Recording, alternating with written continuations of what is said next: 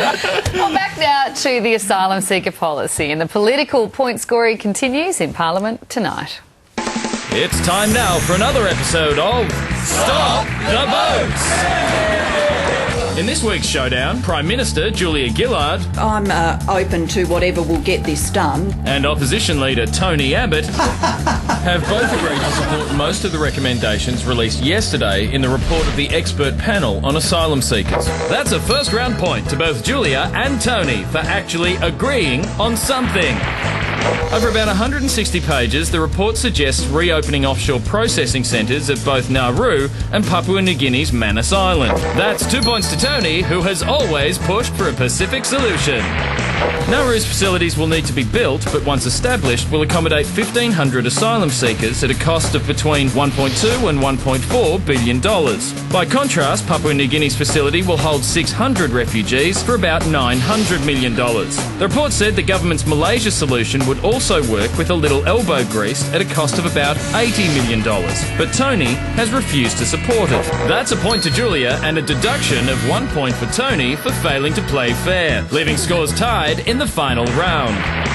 So, with the finer details still to be worked out, like how long refugees will remain in detention on these island prisons, our carryover champs will be back again tomorrow night to play another round of Australia's favourite game show, Stop the Votes! Minister for Home Affairs Jason Clare is in Canberra. Jason, you've just come out of Parliament. Is the political point scoring going on, and who's winning? Well, the good news is there's less political point scoring, and you've got politicians working together for the first time in a long time. We've been fighting about this for over 10 years. Next week is the 11th anniversary of the Tampa.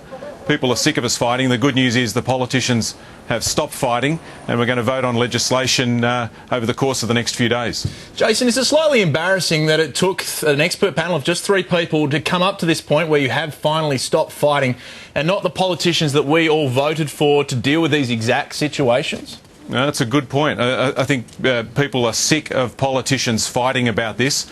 People have been screaming at their TV sets and saying, just fix this. And the good news is we've got a breakthrough. We're going to be able to pass legislation this week. Now, Tony Abbott has claimed that the recommendations in the report are a victory for him. They're certainly very different to the policies that Labor started with in this whole debate. How soon do you think that these can be put into practice? Well, we should be able to implement it very quickly. We're talking weeks rather than months. We'll send a defence team to Nauru and to Manus on Friday to do a reconnaissance trip. And the Prime Minister has said today that she wants people processed at Nauru within a month. The Greens don't like it. Refugee advocates don't like it. Even Clive Palmer today said that this policy is cruel. Do you think it's humane?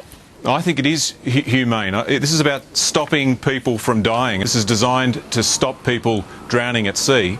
It also means, Kerry, that we're going to double the number of refugees that Australia takes. So it means an extra 7,000 people a year will be able to call Australia home. That's the most humane thing we can do. We say it's to stop people dying at sea, it's to deter people, the people smugglers, people from getting on the boats. But we spoke to a former refugee today and she disagrees. Have a listen. The only option to seek refuge and to get out of that desperate situation and circumstances is to get on the boat. She believes people will still get on those boats. Well, the advice of Angus Houston and the team is that this is the best way to get people to go through the UN processes rather than pay a people smuggler $10,000 and get on a boat. I understand that people are in terrible situations all around the world. We want to help as many people as we can. That's why we want to double the number of refugees we take every year as part of this.